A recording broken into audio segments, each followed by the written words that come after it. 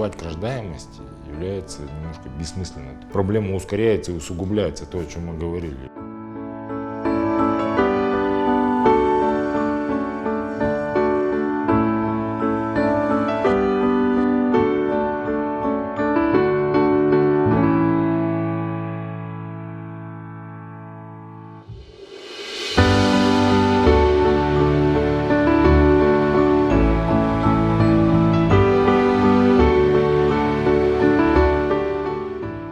Когда мы говорим о том, какой должна быть в идеальном виде семья, то это тоже уже какие-то, больше декларации, нежели практика.